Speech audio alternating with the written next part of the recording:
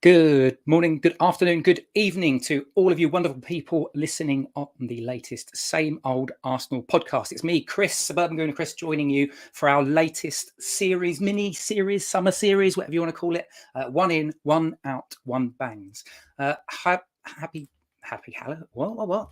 Hello to everybody who's in the chat who is joining us. So say hello if you've got something to say, drop it in the chat. We'll be periodically showing it throughout the bottom of the screen as we go. Today, for the latest episode, I've got two friends and guests with me. I've got Mark. Hello, Mark. How are you doing? Oh, hello, Chris. Good to be back on something that allows us to talk drivel about Arsenal. Yes, we used to do even better. It's with you, mate. We did. We used to do podcasts years ago, but it's really good. I've been wanting to get you onto this for quite some time. So no idea why. It's good because you've got interesting things to say, and I think you're going to have interesting things to say this evening as well. And also joining us is another friend. And are you a social media influencer in the HR and CEO space, Kevin Green, as well as an Arsenal fan? You're on mute, by the way, so you're going to have to unmute yourself. You may be a social media influencer, but this is obviously your first rodeo. That was my first, yeah. No, I suppose you could say that, I mean, it's been said before, but anyhow, most probably not an influencer as far as the Arsenal's concerned. But anyhow, I'm happy to be here, Chris, and looking forward to the chat. Yeah, I think you're you may not call yourself an influencer, but you're certainly a man that's not short of opinions, and hopefully we're going to get some of those tonight. So for anyone that's listening to this podcast for the first time, this is the fourth, I think, or fifth episode that we've done of these, and the concept is that our wonderful guests have saved Mikel Arteta's life. They've stopped him from crossing the road. They've saved him from a burning bush or from drowning in his private swimming pool. And he has decided to grant them three wishes. Wish number one is you can have any player that you want. And we've had some people that have been realistic with their views, like Akil, who went for Ivan Toney, or Johnny Cochran in the first series, who went for Vlahovic.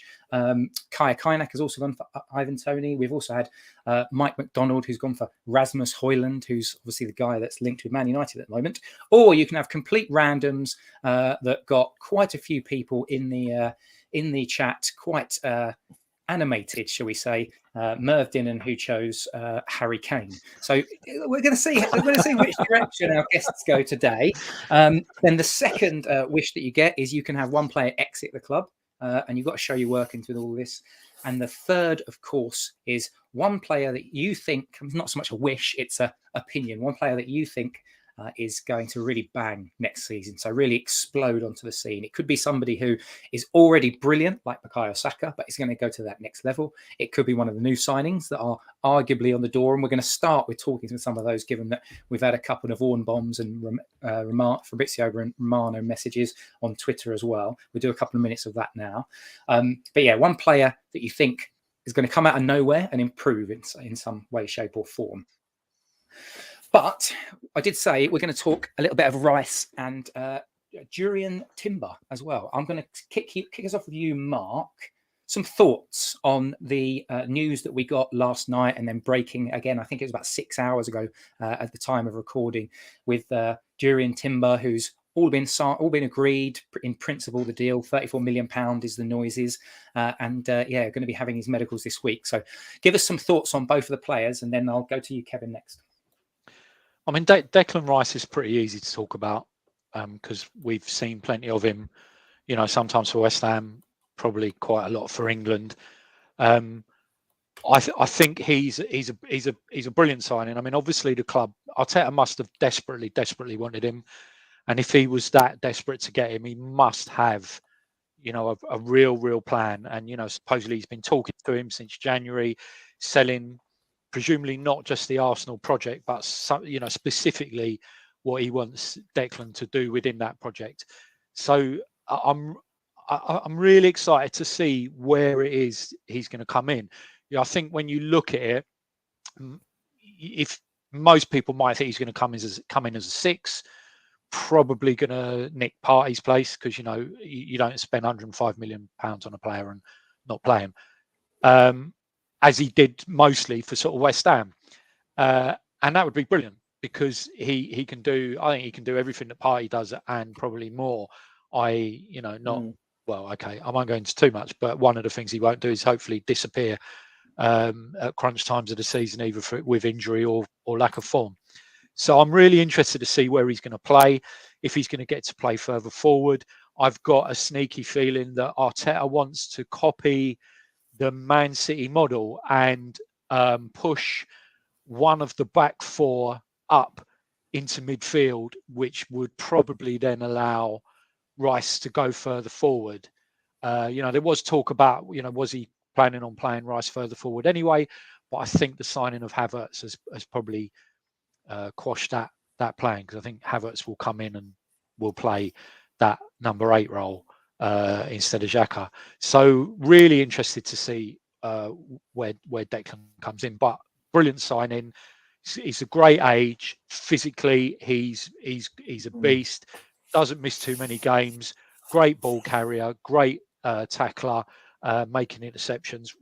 And he's going to be playing with, despite the absolute fucking gibberish that the West Ham fan base has been spouting, he's going to be playing with players several levels above where he was at, which is only going to pull him up to that level as well. So, you know, really looking forward to that. Timber, you know what? I'm going to be honest. I can't really say too much. You know, I didn't watch that many Ajax games, but you know, whenever you get linked with a player, you go and you try and find some stuff on YouTube and on Twitter, people talking about him, and it seems like he's going to be one of the guys that can come in and do. And I think this is where Arteta's plan may be much like City's, is that we're going to have at least three defenders who can actually do that stepping into midfield. You know, in the same way that Zinchenko inverts from left back, I think Timber can do that from right back. I think that's where he's going to play him. He's going to play him at right back. I mean, I think that's right, Mark, because I think one of the things that we struggled with last year was when Zinchenko got injured. You know, Tierney didn't naturally play that way, did he? Whereas if you think you've got Timber playing as the right back or the inverted right back, then that gives you the opportunity to play Timber. So, you know, our friend Tierney bombing up and down, and he's clearly convinced Tierney to stay, because I thought he'd be on his way. So I think Timber sounds like an interesting signing. I mean, the question I think it throws up is what happens to Ben White? All of a sudden he end up sitting on the bench waiting for Saliba to get injured. I'm not sure that's going to go down well. But we've had Charlie in the chat just saying that he thinks Ben White will be pushed up in the Stones role. So that'd be an interesting one. What's interesting about what you said there is we had there was on social media probably a few weeks ago that Tierney had been convinced to stay, having had a chat with Arteta. Yeah. And at the time, I thought to myself, well, that's a bit random because he's hardly played and he's shown Arteta's shown no real interest in playing him. But if Arteta said, no, look, what I'm going to do is I'm going to buy a Zinchenko sort of equivalent and play him on the right. Yeah. And then when that happens, I can't have a right back and a left back inverted into midfield.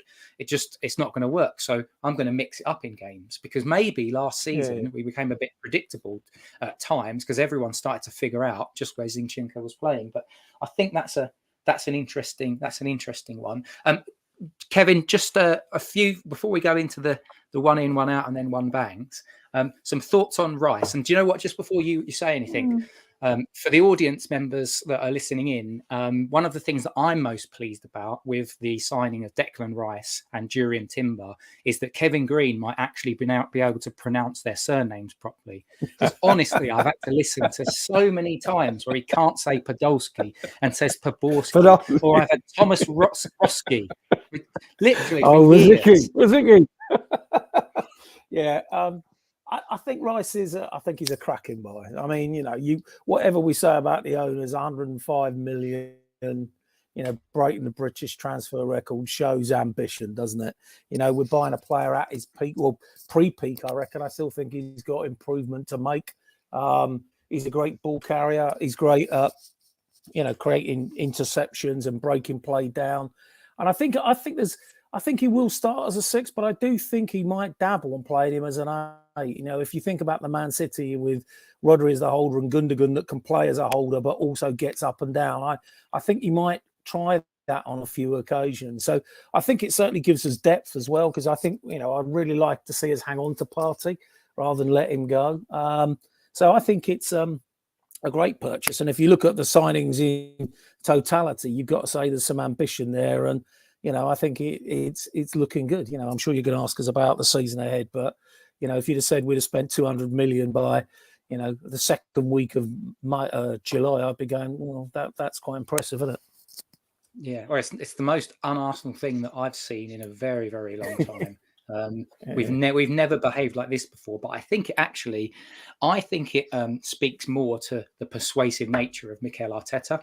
I think he's the sort of guy that's been banging that drum for a while, and I suspect that the Cronkies have realised actually we might have a gem here. We've got to give this a go. And that's where we're at the moment. It's good to be doing this business early. It may make this particular mini series quite redundant by the time we get to the end of July, when we've got nothing to talk about because we've completely facilitated a fantastic set of squad depth. And I've got my guests on towards the end of the month, and they're saying, well, I don't have anyone to come in. We could probably get rid of a few, so we'll just double down on that. And let's get to that. Actually, let's crack on with the first kind of intro, if you like, and that is I'm going to start with you, Mark. One in for next season. So again, just as a reminder to everybody, this is pick a player, any player. Don't say Kylian Mbappe because it's not going to happen. Try to pick a player. Yeah, he's the man. He's the man for the job. All right, well, I'll come back to you, Kevin. But Mark, can you just kick us off first? Yeah. I suppose you've got to be kind of realistic as well, and then try and avoid some of the ones that people have come up with before. I mean, there was a lot of good suggestions.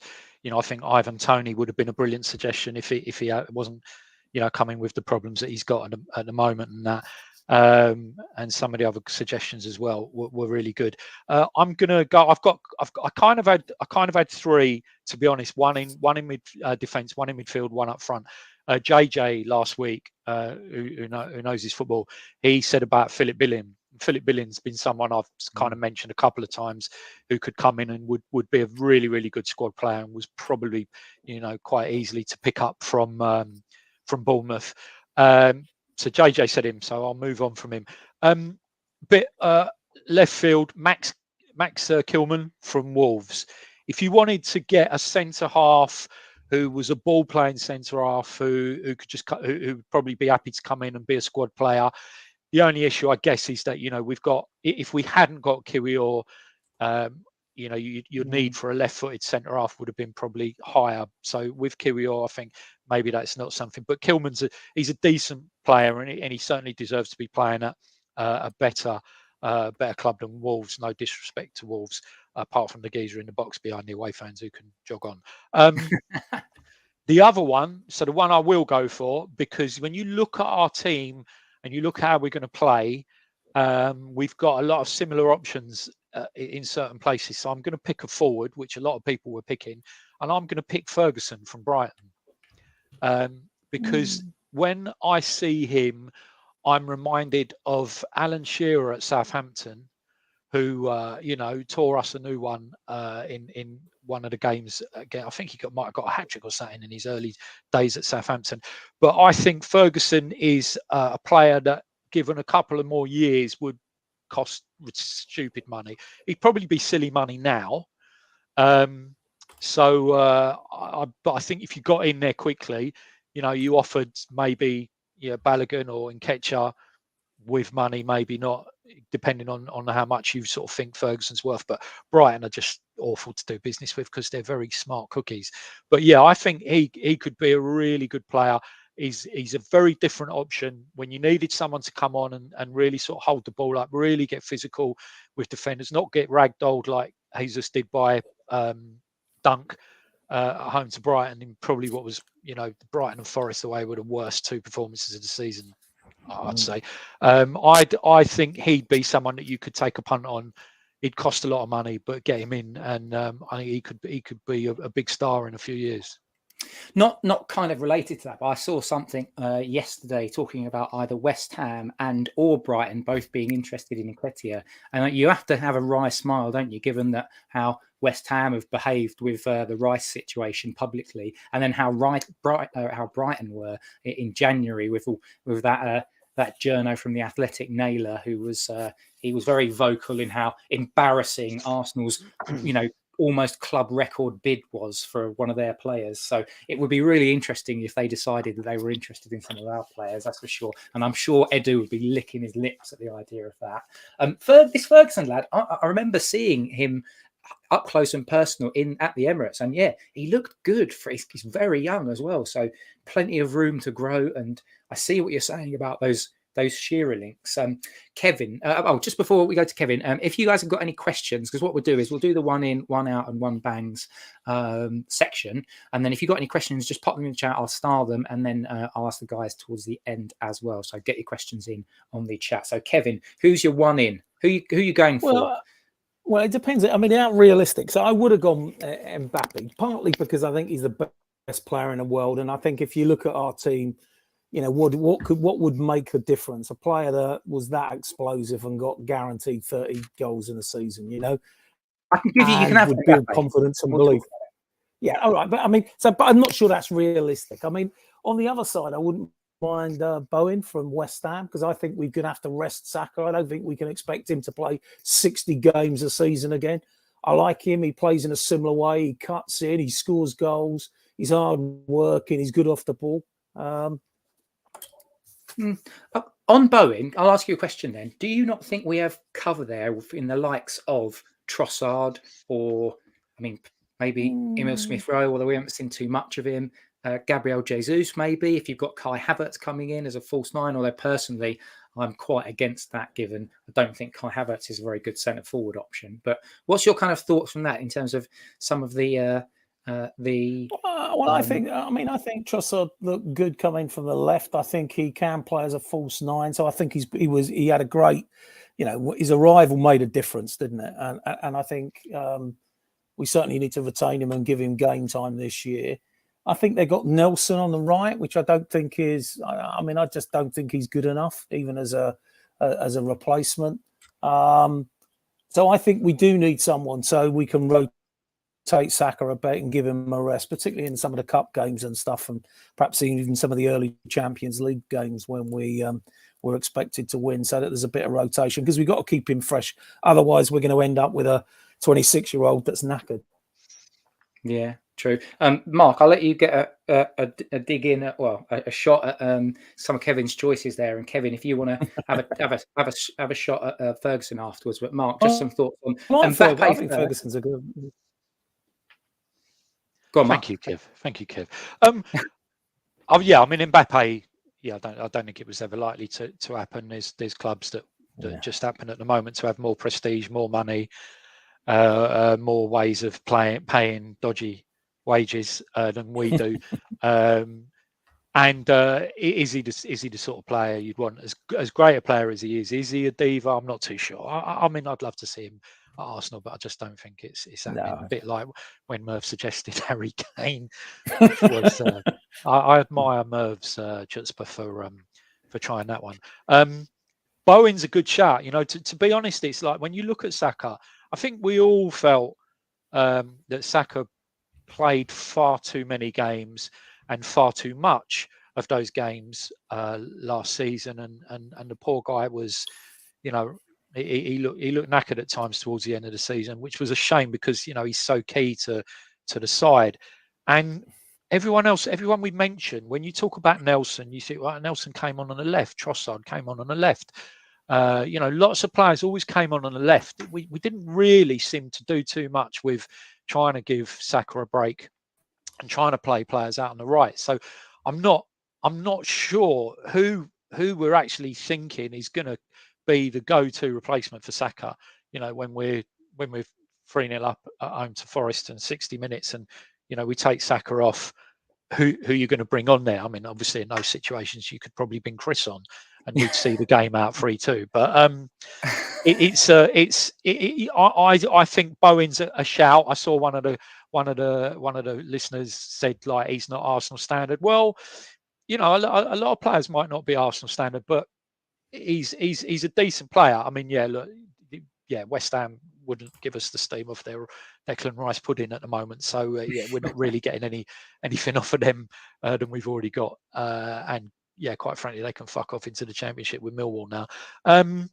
But yeah, sorry, I do forget this is before the watershed as well, isn't it? Apologies for my language. You should be used to it. So Bowen's not a bad shout, but I certainly think they must have some kind of plan for someone who can come in and give Saka a rest because he's going to need it. Yeah, and I do wonder if that Kev's disgusted at that he's left. I think he's had I was agreeing with him as well. He's had some connection problems, so hopefully he'll join us in a second. But I think that's an interesting one. The Mbappe one is, I think that's fascinating because it's almost as if like because we're spending 100 million, Arsenal fans, there's some of us that are just like, well, we can break the bank now, it's no problem. But yeah, I mean it would be beautiful, but I think it's quite unlikely. So let's kick us on. We'll move on to the next one in the section, which is to have one out. Again, just a reminder for everyone else, if you want to pop questions in the chat, already had a question here from Karen, so we'll answer that, Karen, towards the end. And then we'll talk about just general thoughts about the season as it is. But I guess I'll ask you, Mark, given that Kevin's dropped off. Who's your one out then? Xhaka. No, I'm kidding. Obviously, I'm really, you know what? That's a free hit, though, isn't it? Because he's basically out the door. So for you, really, really, really sorry to see Xhaka go. Moving on. Do you know what? I want to say. I'd really like to say Partey. And I think it's a really, really difficult situation. Yeah. We all know that there's something going on. We all know that where we thought that might have come to a resolution in July, that's now been extended to August, allegedly, if it is about Thomas Partey. I don't know. You know, I think he's getting to the point where his value. I can't see his value increasing much. He played really, really well at times last season. Really, really well. You know, like at Tottenham away, he was brilliant.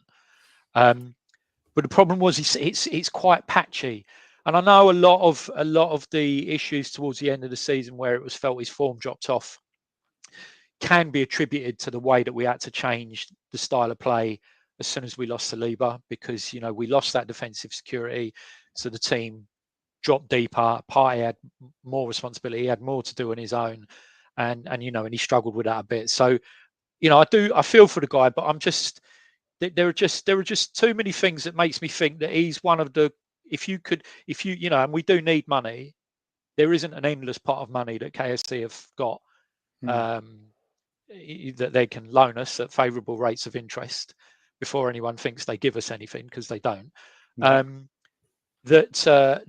if we're going to have to pay 33 million now, you know, 33 million next summer, 33 million the summer after, to assuade David Sullivan, then you know we are going to need to raise some money. Now we haven't got that many players that you could say you're going to get a lot of money for. Partey might be one of them, particularly if it was Saudi. But now, of course, if he is the player that's been bail extended till July, till August, that probably messes that up because of, you know, any legal complications about him moving. I see a lot of people saying Pepe, you know, Pepe's gone. He's not coming back to the club. He'll be wherever. There are certain players. The only other one, and lots of people have said it, is Eddie.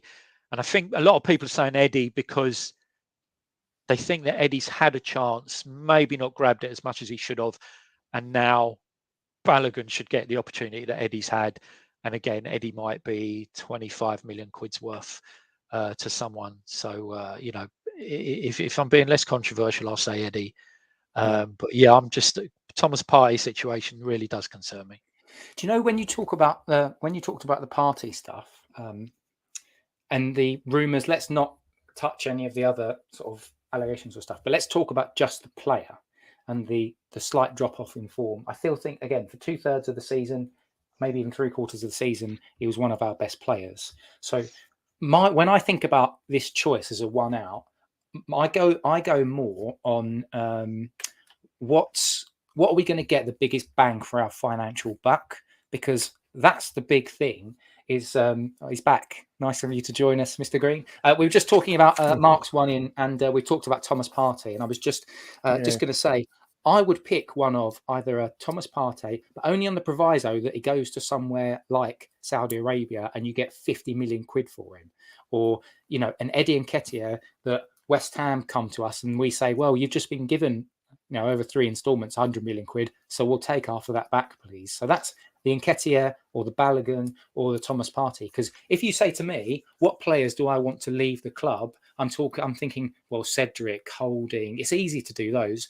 It's easy to do those lower down players, but I think we are going to need to cash in and get some decent money. I do have a sneaky suspicion that'll end up being Balogun, but we've got to be strong on that one. Yeah. But Kevin, just before you do your one out, any thoughts on that in terms of the big ticket players and the expensive ones that you think actually, maybe there is one or two of these that we need to exit?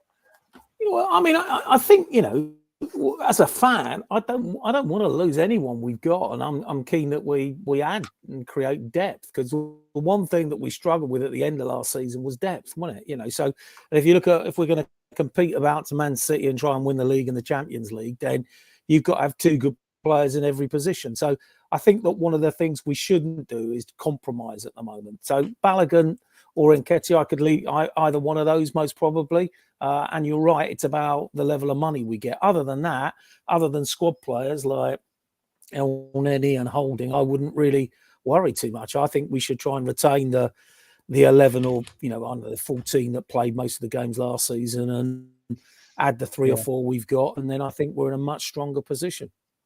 Yeah. Okay. Well, let's go for your one out then. Who are you going for? You got a free hit. Arteta said, just tell me who I'm going to pull the trigger on. Well, I'd get rid of it. I don't. It doesn't matter to me. It's the ones I've already said, Holding or Elneny, because Holding came in last year and we looked like a very different side, didn't we? He's just not good enough. He's hard working, the same as Elneny. You can't fault them for their effort, and they're good pros. But if you want to, you want someone to come in who's going to make a difference, then those guys just haven't got it and never will have. And so we need to move them on. And I think they could do a good job for other teams. I think Sheffield United may be a great place for Holding. Elneny could go to the Championship side somewhere and do a decent job, I suspect. But that's about it, I think. Yeah. Normally I would save these questions till last, but Patrick Carlson's just said, and I'll go to you, Mark, this, and then also Kevin. What about selling Turner? Too good to be a second goalkeeper. I suspect that's under this kind of debate that we've just had around, cashing in and making a bit of money. How much are you going to actually get for him in reality? I mean, 15 million, maybe. Yeah, and then you've got to replace him, and you've got to have someone who's not going to let you down. I don't see that, and I mean, like, I'm sure he will want to go and be a number one somewhere out after this next season, because I think that's just the nature of the game. I'm not sure how much competition he's got for US number one, but I think he'll want to go and play. But I think for this season, you keep him. And then you start looking and thinking about who can you get in that's going to be another keeper that will do what we need our keeper to do, and that is so much more now about playing with the ball at their feet. Yeah. So I think I'd keep hold of Turner. I'm not sure it's worth looking at. I think he's good enough to do FA Cup, League Cup. Dead rubbers in the Champions League when we've already qualified top of the group. Yeah, and you very nice. I like the ambition. Kevin, you the same with Turner? Yeah, I'd stick with Turner exactly the same as Mark said. Really, I think you've got to have a good number 2. I don't think we'd get loads of money for him, and we'd still have to replace him. So I don't think it makes any sense. And we don't really want to eat up the time we've got left in the transfer window doing those type of deals, do we? Really? We want to be scouting around for a couple of good. No. Yeah, not when you have to sort of. If you're quite happy with the player that you've already got, then you just don't want to. You don't want to just have to make more work for yourself, really, to just almost tread water. We've got a decent backup, so why would we then go and get another decent backup that's just the same quality?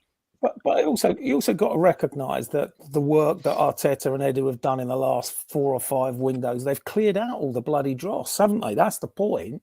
There isn't much left. What we've got is squad players that aren't good enough. We're now adding quality. And that's because we got rid of them staffies and all those players that were driven as mad season after season. So the thing is that they've done this in the right order.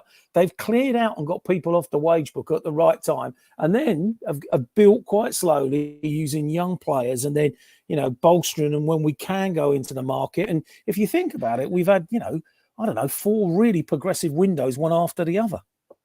Yeah, I mean that's the really upside, and that's what's been the turnaround. Like we've been rubbish at selling, but the purchases over the last 4 windows, they've been pretty impressive. Even the second choice purchases in January of Trossard and Jorginho. Yeah. But okay, right, we're going to move on to the final bit, which is the existing squad. Again, not so much a wish list, but you just get to wave a magic wand, and you think they're going to be the ones to absolutely bang next season. Mark, kicking you off first.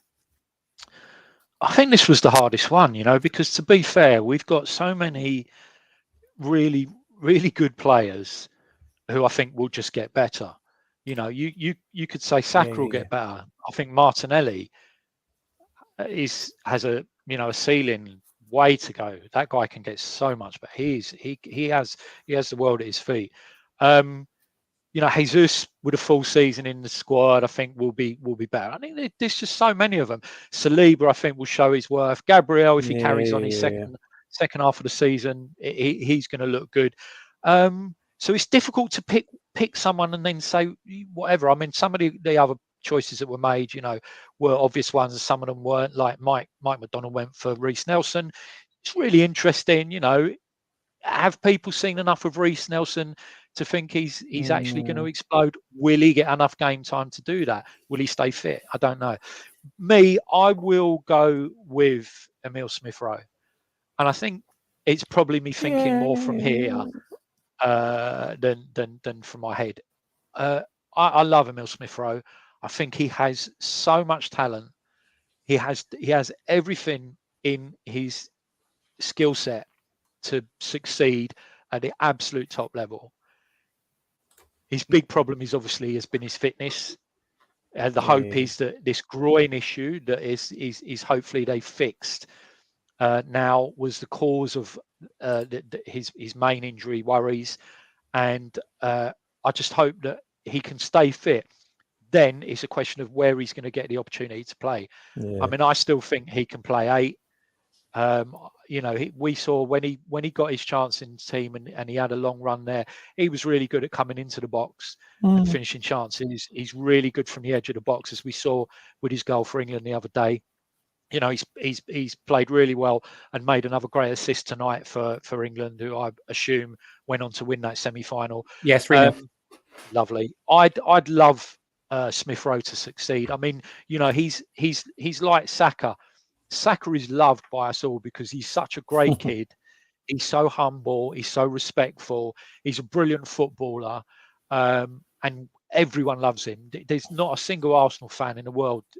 Well, actually, we have got some lunatics, but there can't be many that wouldn't think that Saka is, brilliant. And I just think Smith-Rowe could be that player as well, if only he can stay fit and if only he can get an extended run in the team. The problem he's got now is of course, he's got even more players in front of him in terms of Havertz. And I saw, like Amanda said, about a Rice exploding and Patrick saying about Timber, and somebody else said Havertz. I think these are players that, you've taken a player that's had a tough time at a club like Havertz, and he could do really, really well. You're taking a player who's done well at West Ham, but you're going to make him even better. I don't think that's quite the same. I think what we need is you're looking for a homegrown lad who's going to come in and just, absolutely do it. The worrying thing for me is that no one says Vieira. Yeah. Because I really don't know where we're at with Fabio Vieira. I think it's a really awkward situation, and I don't know. I think the guy needs a season out on loan, because unless he's going to get games, how's he going to actually get used to the Premier League? Because every time he comes in, he just looks a bit lost. Yeah. Do you know? He does. The key thing, you've kind of already talked about it, but for me, it's that pre-season. because last season he didn't. It was sort of punctuated, and then he got the injury against Man United. I think the season before that he was out for a long time as well. I feel like this European Championships in a way has probably come at the best possible time because he's got his pre-season in there, and my hope is that he uses that as the platform. And when he goes back to work, Arteta might say to him, "Well, you can have a week off or so." But if I'm in Smith Rowe's position, I'm saying, "Not a chance, boss. I'm in as soon as I'm finished," because I didn't get a lot of football. But Kevin, I'm going to give you a chance to talk about ESR, and then you can do your one to bang next season. Yeah, I think ESR's a good shout. Actually, I mean, he has looked like he's carried weight, and he just hasn't looked fit, and he really has struggled. And clearly, Arteta didn't fancy him towards the end of the season. Once a league had gone, there were games when he could have played him, and he still didn't give him any game time. So I think he was protecting him, and so I'd love to see him have a real go and step up to the next level. The player I'd like to highlight, I think, is Odegaard, because I just think this guy had a cracking season, but I think there's loads more to come. For me, he's the player that makes us tick. He has moments where he gives the ball away, but in possession, he's phenomenal. He's the one that finds the balls inside the fullbacks for Martinelli and Saka. I think as a captain, he shows with his work ethic. He closes down phenomenally. And I just think he's going to get a little bit, if the team just improves around him. And I think if you think about Rice and Havertz and Jesus playing a whole season, I just think he's going to get a little bit more space and time to play in, because I think the opposition sussed us out a little bit last year and closed him down on a few occasions, particularly Man City. So, but for me, I think he's the player that perhaps with Saka that I think can be world class. He can be a £100 million player, because he just does things that makes the hairs on the back of your neck stand up. When he receives the ball and drops a shoulder and plays a ball that you just couldn't see. It reminds me at times of Bergkamp. Just that vision, that ability to receive the ball under pressure and find a pass that just opens up the opposition. And these players are so rare. We've got to nurture this guy. And I do think, his leadership qualities were required last year. And I think with Rice and some of the other guys stepping up and growing a bit, perhaps there'll be a bit more shared, and he might just find a bit more space and a bit more time to cause even more damage to the opposition. Yeah, you are preaching to the converted, my friend, there, because in fact, the reason, the inspiration behind when I talked to Amanda and Cookie about doing a summer series, 1 in, 1 out, 1 bangs, it was actually the bangs bit which it made me drove me to suggest this, and that's because at the beginning of last season I said I think Odegaard's going to absolutely tear up the league this season, he showed a massive improvement last season. So the idea that he can get even better, and I think he can, really it's got to be a mouth-watering prospect for all Arsenal fans. And just before we get to the questions, Mark, give you an option. Go on, sorry, Kev. I was just going to say Saliba as well. I mean, if you look at players that could be, get into the invincible side, you'd say Saliba's got the look of a player that's already, a Rolls Royce, but can, he can go through the gears. He's got pace. He's great on the ball. He could fit in any side. He's a phenomenal prospect, And to have like 3 or 4 of those in your side, which are all growing and maturing at the same time, it's a bit mouth-watering prospect, isn't it? Really. But anyhow, sorry, Mark. No, that's fine, mate. No, I agree. That's the thing why this one is difficult. There are so many players that we've got. Yeah. When it was last season, I understand what you're saying there, Chris. But when it was last season and we were so disappointed, last summer rather, we were so disappointed at finishing 5th. The improvement was there. You could see we needed to improve. We had to improve. There was no option. I mean, obviously we're going to need to improve again this season, but we've seen now that a level where a lot of these players is a very, very high level now. If you can start getting just a few more % out of them as a team of players, then that is really going to be some team that can take City all the way, and hopefully, this time go past them. Because, and particularly in the games against them, I mean, whatever you say about other matches, you can't give City 6 points a season. If you give City 6 points a season, you're toast. I mean, I know we beat Leicester home and away in 16, but you can't be giving a team that you're going to try and take to the title 6 points. And particularly, both of those games we were second best by a long margin, particularly the away match. Yeah, we were. But really, you look across that. If you pick an 11 now to play, regardless that maybe 3 of them, we have not played for Arsenal before, and one of them we may not have seen that much of. If you think that Timber might come in and nick Ben White's spot, possibly, just an increase in percentages from those players, and we're really going to be flying. And then it's about, have we got the depth to replace them for suspensions, for injuries, for rotation? That'll be key. Yeah, that'll be key, because it's not going to be like the Europa League. We can afford to just sack off a group game and play a load of rotated players. Okay, so that's the format part of the show done. I'm going to get into some questions now that I've started. I'll show that up on screen. Kevin, I'll start off with you. Would you want to do more business with West Ham, considering how they've acted with Declan Rice, Mr. Green? Well, I mean, really, have they been that bad?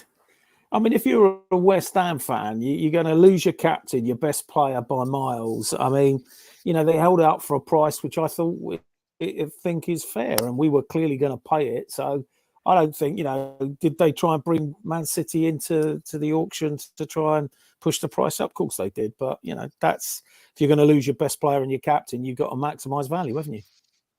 Yeah. Mark?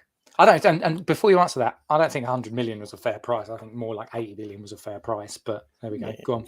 Yeah, I'd agree with that. But obviously, I think West Ham had made it quite clear what price they thought it was. They thought they'd originally, I think, said about 80, and then as the season went on and they won the Johnson's Paint Trophy, a la Europe, it went up another 20 million, which is fair enough. But did they do anything that we shouldn't be doing when we're trying to sell players? No, we're shit at selling players, to be fair. When you think the number of decent players we've had, and our top sales are still something like what, Alex Iwobi, maybe 35 million, something ridiculous like that. We should have been making more money out of some of the players that we've sold. But obviously we ended up with a lot of players we just had to kind of give away more than anything. West Ham, I wouldn't really particularly want to do business with them, but I don't, if they want to buy any of our players, then I think we play hardball like they did with us. I don't think, other than Bowen, they've got anyone that would possibly entrust us in the slightest. So, good luck spending your 105 million, lads. Hope you do the same as Tottenham did with the Gareth Bale money. Yeah, yes, indeed. Okay, next question. Let's do a quick fire one. Amanda's asked you, Mark. What do you think of the Cronkies now? It's a very good question. I'm not going to go overboard and say that all of a sudden they've changed. Yeah, they've not invested a penny into Arsenal. Let's not forget that. Yeah, they bought the shares, they bought all the shares, they took over the club, etc. They've helped out their franchise in their portfolio of sports clubs with loans, so that the club had more money due to lesser interest payments, etc. So let's not go overboard and think that Stan is bankrolling any of this. He's not. All of this money is on Arsenal Football Club's books, and if they sold the club tomorrow, that debt would be sold with it. So however, they have shown a lot more ambition, and I don't know whether something particularly happened a few years back, because all of a sudden, they had sports clubs, sports teams, and they weren't doing that well, including us and the Nuggets and the Rams, and one of the ones that plays ice hockey. No idea who they are, but they, all of a sudden, those teams have started doing well. That we all saw what they did with bringing in McVay at the Rams. The youngest coach in the NFL, and they did well and won the Super Bowl. We've seen that the Nuggets have done well and have just whitewashed the team to win the NBA. So I don't know if something's happened to make them think there's actually more to having sports teams than just making money from whatever TV deals you can do. There is something actually about the success of those teams, and I think that they do seem quite keen on now making us successful, and they have given us permission to spend all this money. So yes, they're doing really, really well, but yeah, let's not think it's out of the kindness of Stan's heart, please. Yeah. Kevin? Yeah. I think it's when the son got involved, isn't it? He seems to be the one that seems to be really interested in, certainly in us, but in some of the other clubs, and he's more of an active participant. I think Stan's just a businessman, man. I think he just bankrolls it and he's looking for the long-term payday. Whereas I think the son seems to be much more actively involved. He seems to have a good relationship with Edu and Arteta. And as you say, Mark, they are being supportive in terms of, allowing us to spend the money in the right way, So, yeah, I'm a bit like you. I mean, we could all do with, I think the club should be owned by the supporters, but we're a long way from that. And, if you're going to be owned by, or at least we're owned by some Arab state, I suppose. So, we're owned by some people that are, do seem to be doing the right thing in the short term. Yeah, definitely. Right. We are basically out of time, but I've got 2 quick fire questions. One's a nice binary yes or no. Kevin, Charlie L asks, are you having rice for dinner tonight? Could be. I don't know what I've got for dinner, but a bit of rice wouldn't go amiss, would it? No. Mark, rice, have you already had your rice? I had stir fry. There we go. No rice. And then final question. It's directed at Mark, but it's a good sort of finisher. Mark, you're on Twitter. Where can people find you? Arguing with someone about something or slagging off West Ham fans and Tottenham fans. I don't know. Who am I? Captain Scarlet's. Captain Stubble. Captain Scarlet Stubble. CAPT Stubble. Yeah. I can't believe you don't even know your own handle. I have to tell you. Well, no, I mean most people will be going, "Oh, that wanker." He's quite sensible in real life. He's a right twat on Twitter. And Kevin, from your side, just where can people find you on the socials? Yeah, they can find me on Twitter, Kevin Green WNC. I don't know, LinkedIn, Instagram, whatever. I don't do a huge amount on the football really, but I do the odd tweet pre and post game, but not too much. I certainly don't get involved in all the mad arguments with the lunatics that are out there because it just blows my mind, really. People talk absolute bloody drivel, don't they, some of them? You just save the arguments for Mark. Mark does the arguments. Do you want my OnlyFans account? Or not today? Mark, by the way, Chris, that reminds me, you owe me some money, mate. Thanks for lowering the tone. Mark, thank you very much for coming on. It's a pleasure, Chris. Thanks for inviting me. And Kevin, always a pleasure. Great to have you on, mate. Yeah, loved it, mate. Enjoyed it. See you all again soon at a game at the Emirates. Yeah, we'll get you on. We'll get you on during the season. We'll get you on during the season when we do our post shows. So always that'd be great. But, just from Mark, from Kevin, and from me, hopefully you enjoyed the show. Give us a like, star, all of that sort of stuff. Amanda hasn't actually told me when the next show is, and I'm going to get a WhatsApp message from her telling me off. But there we go. That's my brand, obviously. But from me, from the lads, been really good to chat, and hopefully you enjoyed it. And we'll see you next time on the same old Arsenal podcast. Cheerio. Cheers, guys.